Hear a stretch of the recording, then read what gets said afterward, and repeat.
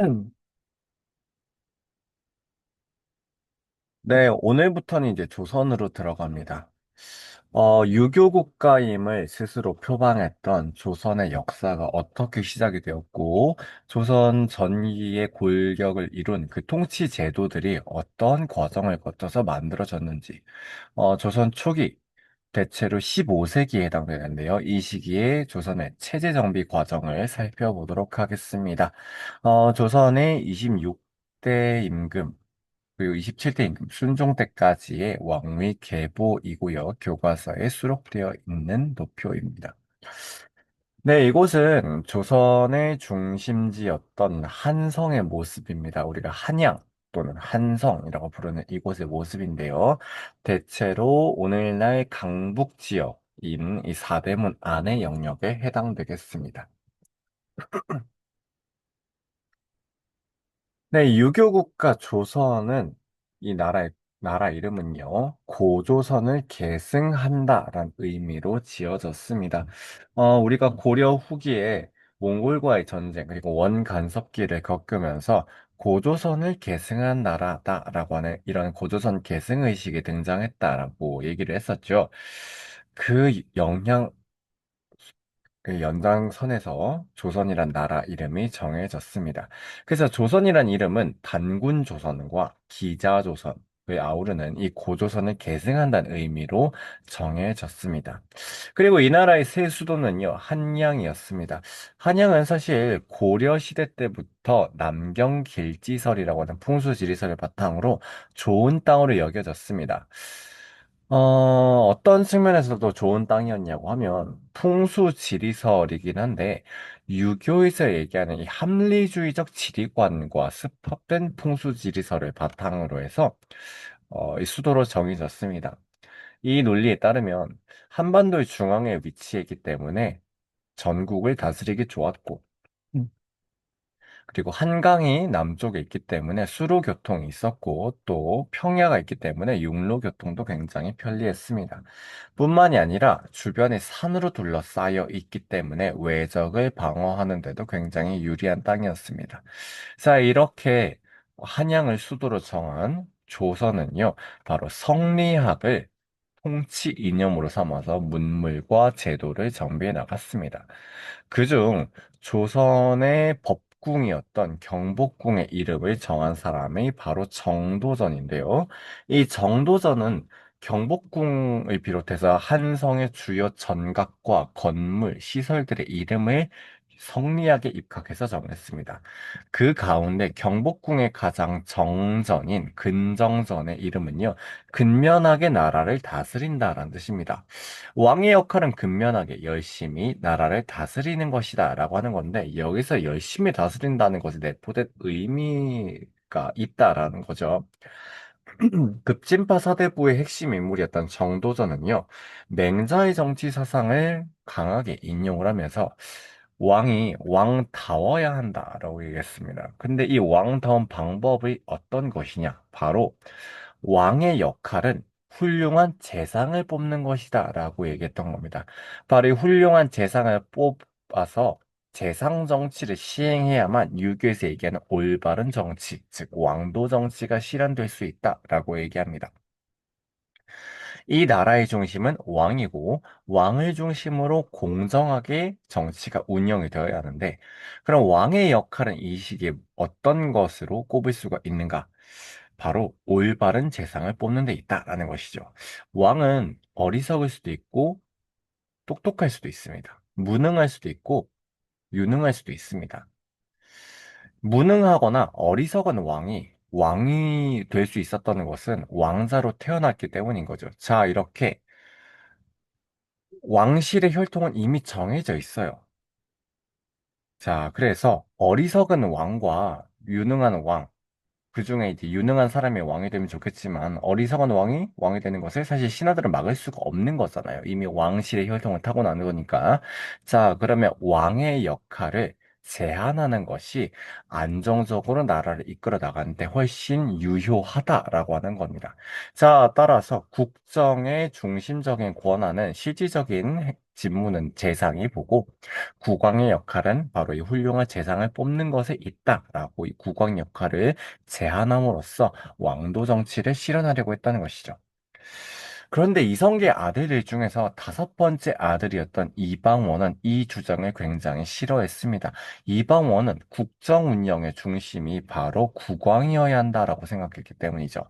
바로 정도전의 재상 중심주의와 이방원의 국왕 중심주의가 정면 충돌했기 때문입니다. 자, 이렇게 정도전의 재상 중심의 정치론, 즉 재상 정치론과 이방원의 국왕주도의 정치론이 대립하는 가운데 정도전이 왕자들이 갖고 있었던, 그리고 공신들이 사사로이 갖고 있었던 이 사병들을 혁파하고자 추진하게 됩니다. 자, 이방원이 이 정도전의 사병 혁파령에 맞서서 왕자의 난을 일으키게 되는데요. 이 당시 이성계는 기존의 첫 번째 왕후였던 신의 왕후 한씨한테서 낳은 이 6명의 아들들이 아니라 두 번째 왕후였던 신덕 왕후 강씨 사이에서 낳은 막내 아들 방석한테 관심이 많았습니다. 이 방석을 굉장히 예뻐했고 정도전도 이 이방석을 후원했기 때문에 이방원은 왕자의 난을 일으키면서 정도전과 이방석을 제거하게 됩니다.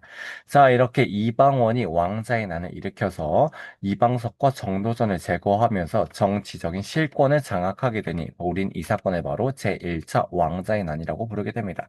자, 그러면 재상주도의 정치를 주도했었던 정도전이 죽고 이방원이 실권을 장악했으니까 이제 조선 정치의 중심은 국왕 쪽으로 조금 더 기울게 되었을 겁니다. 자, 그러면 이방원이 그토록 경계했었던 정도전의 주장이 어떤 것이었는가를 조금 구체적으로 살펴보면 좋겠죠. 정도전이 쓴 조선 경국전이라는 법전에 나와 있는 내용입니다. 자, 여기에 보면 국왕의 역할은 바로 훌륭한 재상을 얻는 데 있다라고 얘기를 하고 있습니다. 자, 그런 이유는 임금의 자질이 어리석을 수도 있고, 미약할 수도 있고, 총명할 수도 있고, 강인할 수도 있다.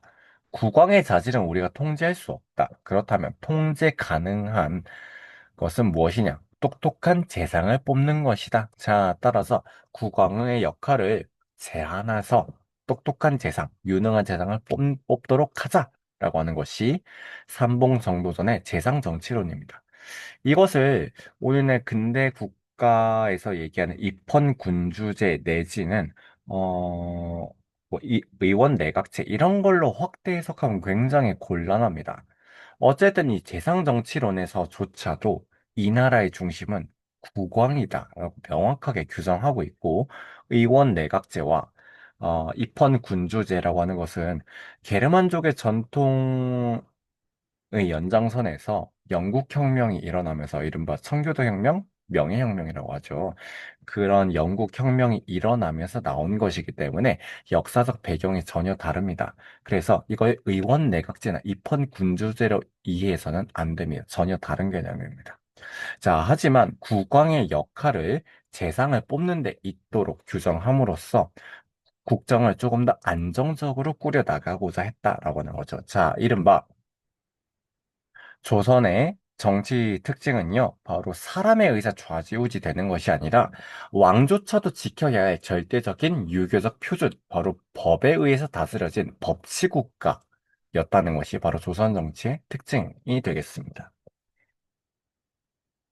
자, 태종 이방원이 바로 이렇게 제1차 왕자의 난을 일으키면서 실권을 장악했고, 그의 형이었던 정종이 제2차 왕자의 난 이후 이방원한테 왕위를 물려주면서 이방원이 태종으로 즉위하게 됩니다. 자, 한마디로 이방원은 제2차 왕자의 난을 일으키면서 왕이 되었는데요. 이 사람은 이 나라의 정치의 중심은 국왕이어야 한다고 생각했고요. 이런 생각의 연장선에서 왕권에 위협이 될 만한 다른 요소들을 전부 다 제거해야 했습니다. 이게 바로 사병혁파령입니다.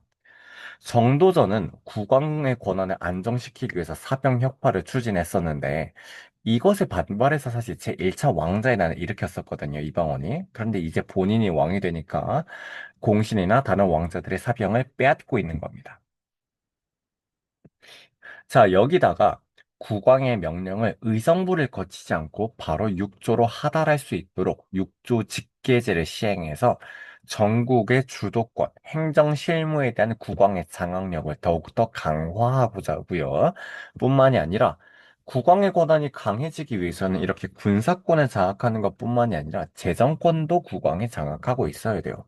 바로 이 재정권을 장악하기 위해서는 백성들로부터 세금을 안정적으로 걷어야 될 것이고, 백성들로부터 세금을 안정적으로 걷기 위해서는 나라에서, 정부 차원에서 어느 백성이 얼마만큼의 재산을 갖고 있고, 그 가족은 몇 명이고, 이 사람은 몇 살이다라고 전 백성에 대한 인신 지배를 하고 있어야 합니다.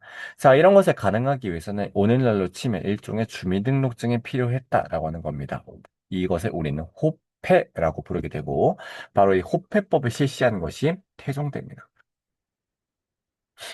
자, 이런 것들을 바탕으로 해서 태종 때 왕권이 강화되었고요. 강력한 왕권이 발휘된 바탕 위에서 바로 세종 때 문물제도가 정비될 수 있었습니다.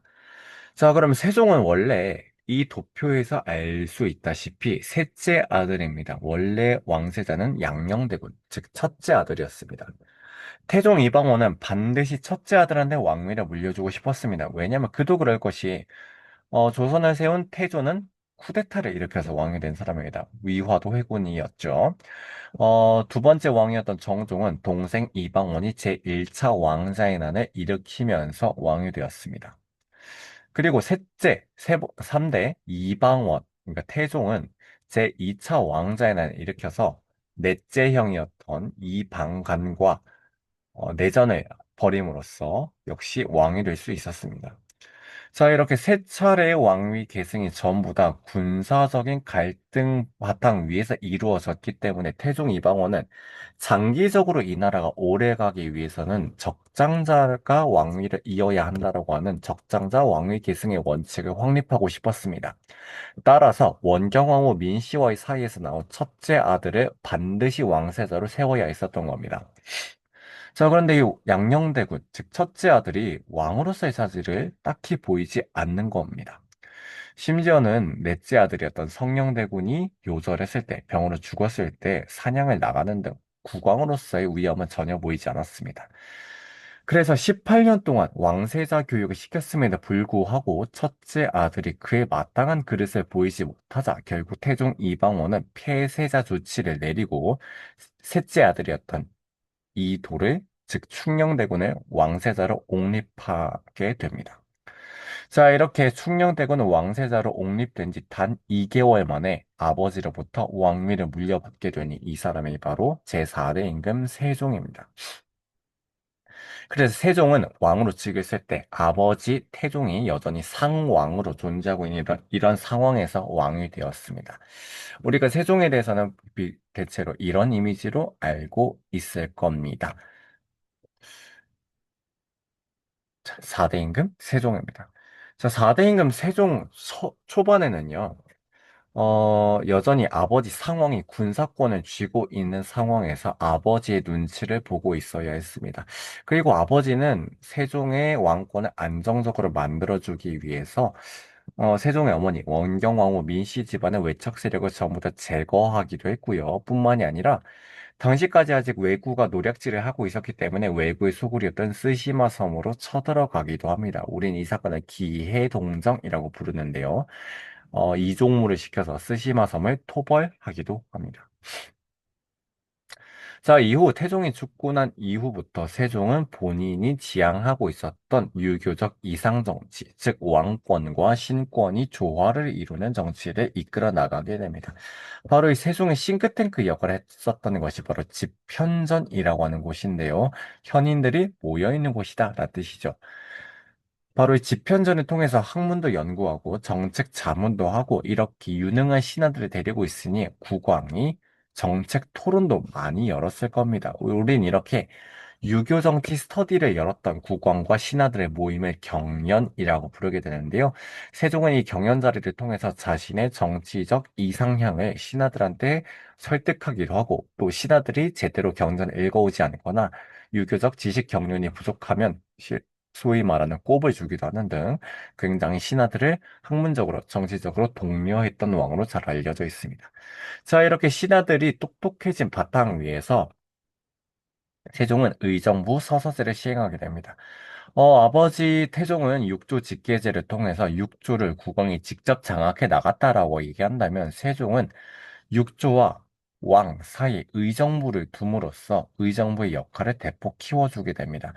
이 나라 국정의 중심이 바로 의정부와 육조였고 의정부가 영의정, 좌의정, 우의정으로 이루어진 최고 대신들이었기 때문에 최고 대신들을 통해서 육조가 보고를 올리도록 하고 국왕 역시 의정부를 통해서 명령을 하다라는 등 의정부의 역할을 키워줌으로써 왕권과 신권의 조화를 이루었다라고 하는 것이죠. 물론 여기에는 세종의 개인적인 건강 문제도 있었습니다.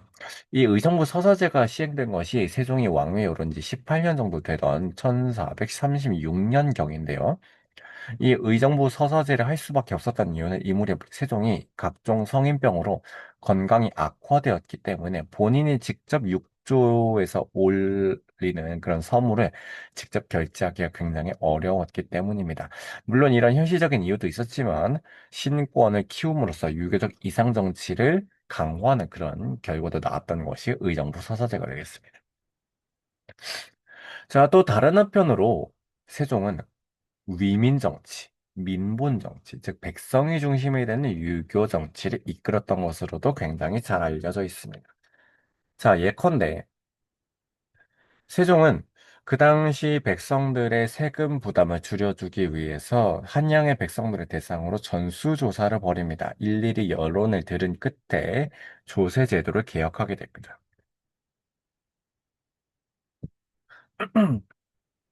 그 전까지 어, 땅에서 세금을 거두는 그 전세를 거두는 방식은요. 매년 관리들을 통해서 그해 농사의 작황을 보고 그에 따라 세금을 매기는 것이었는데 세종은 그 작황을 매기는 표준을 정했다라고 하는 것이죠. 자, 뿐만이 아니라 백성에 따라서 기름지고 좋은 땅을 가진 사람도 있겠지만 그렇지 못한 사람도 있을 겁니다. 자, 따라서 땅의 면적을 어, 300두를 거둘 수 있는 땅을 일결로 해서 일결의 면적을 6단계로 상대화시켰다라고 하는 거죠. 자, 뿐만이 아니라 이렇게 토지의 비옥도에 따라서도 6단계로 구별했고 그 해 농사의 작황을 매년 조사해서 9단계로 나누게 됩니다.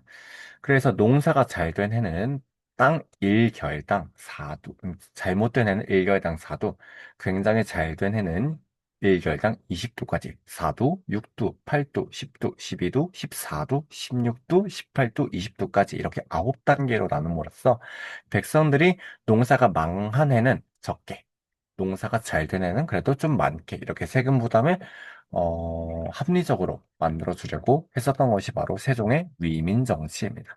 자, 우린 이것을 세종이 만든 공법이라고 부르게 됩니다. 조세제도를 정비한 것이었고요. 그 구체적인 내용을 여러분들이 중학교 과정에서 알 필요가 없지만 이런 과정들을 통해서 백성들의 세금 부담을 줄여주려고 했고 이게 세종이 지향했었던 민본 정치다라는 것을 이해하고 있어야 합니다.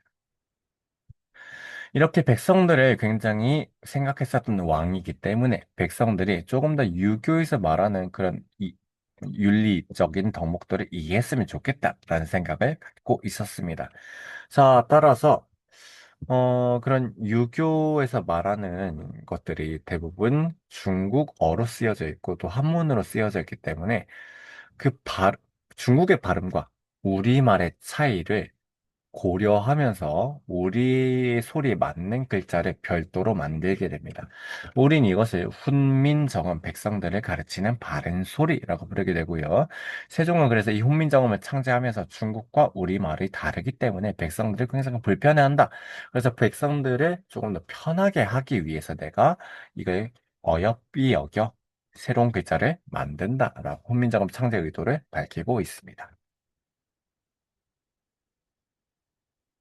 자, 그런데 세종은요, 소헌왕후 심씨와의 사이에서 맏아들이 있었습니다. 조선 역사상 처음으로 이루어진 적장자 계승입니다. 자, 근데 이 문종이 일찍 됩니다. 근데 문종한테도 역시 적장자가 있었으니 우린 이 왕자를 단종이라고 부르게 됩니다. 조선 역사상 두 번째 적장자 계승 사례입니다. 근데 아버지 문종이 일찍 돌아가셨기 때문에 단종은 어린 나이로 즉위하게 되었습니다. 그래서 문종은 죽으면서 당시 재상이었던 김종서와 황보인한테 단종을 잘 보필할 것을 부탁하게 되는데요. 이때부터 왕권을 좀 지향했었던 왕자들이 보기에 국정 운영의 중심이 국왕한테서 신하들한테로 넘어가게 됩니다. 신하들이 육조에서 올린 안건을 검토한 다음에 황색 점을 찍으면 단종은 그것을 보고 그냥 옳게 했겠거냐고 결재를 내렸다라고 하는 것이죠. 그래서 당시 세종의 둘째 아들이었던 수양대군은 단종의 왕권이 신하들에 의해서 흔들린다라고 생각을 했습니다. 자, 이런 이유로 왕권을 바로잡는 명분으로 그리고 잘못된 신하들을 처벌한다는 명분으로 반란을 일으키게 되니 우린 이 사건을 계유정난이라고 부르게 됩니다. 그리고 이로부터 2년 뒤에 단종을 왕위에서 몰아내서 스스로 왕이 되니 우린 이 사람을 세조라고 부르게 됩니다. 자, 그래서 세조는 계유정난을 계기로 해서 권력의 실세를 잡게 되었고 어린 단종을 1455년에는 폐위시키게 됩니다. 이 과정에서 저항한 신하들이 있었는데요. 이 신하들을 신문했고 이 신문했던 신하들이 집현전 출신들이 있었기 때문에 집현전과 경연을 폐지하게 됩니다. 이 과정에서 단종을 복위하고자 노력했었던 신하들이 있었고, 이 신하들 가운데 6명은 죽음으로써 충절을 증명하게 되는데, 이 죽음으로써 단종에 대한 충정을 보였던 6명의 신하들을 사육신이라고 부르기도 합니다. 자, 이 과정으로 보건대 세조는 왕권을 강화하고자 했던 왕임을 우리가 추정해 볼 수가 있습니다. 자연스럽게 의정부 서서제보다는 육조 직계제를 지향했을 겁니다.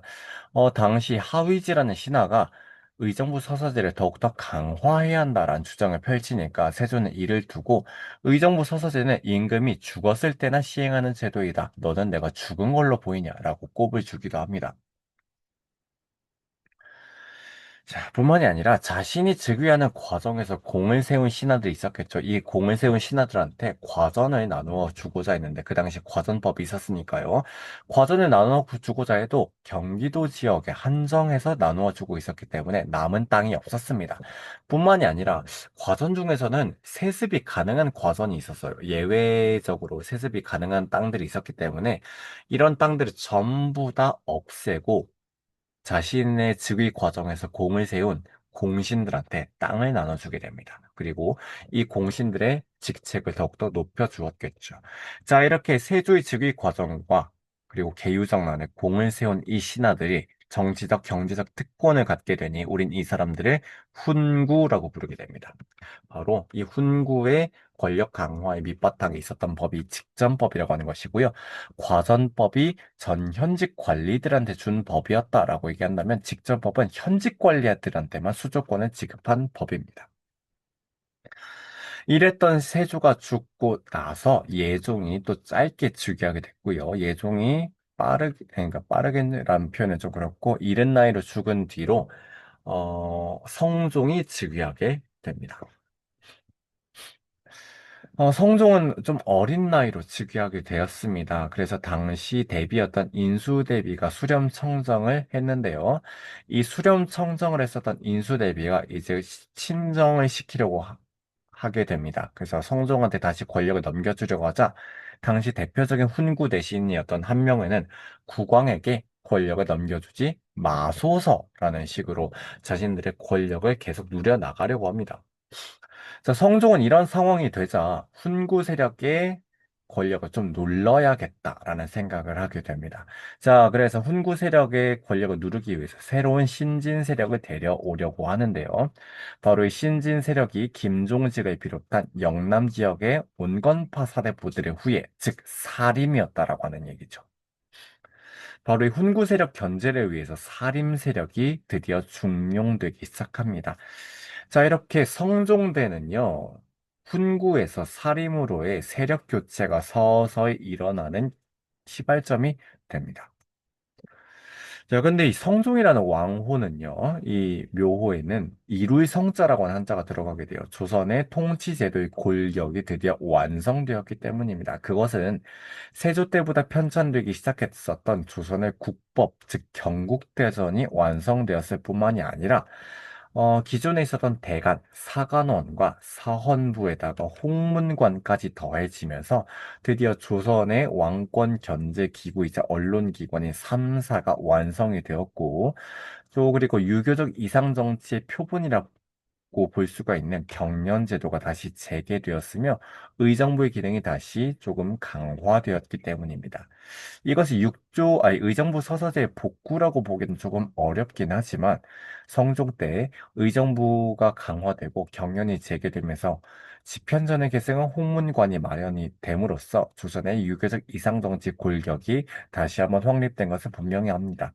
자, 이러한 대부분의 내용들이 경국대전에 서술이 되어 있습니다.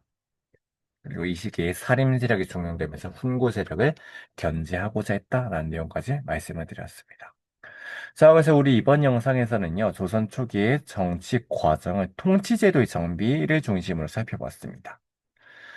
그럼 우리 다음 영상에서는요, 바로 이러한 조선 초기 체제 정비 과정의 결과 확립되었던 조선 전개 통치 제도들이 어떤 것들이 있는지 중앙, 지방, 군사, 교육, 과거 등을 중심으로 살펴보겠습니다.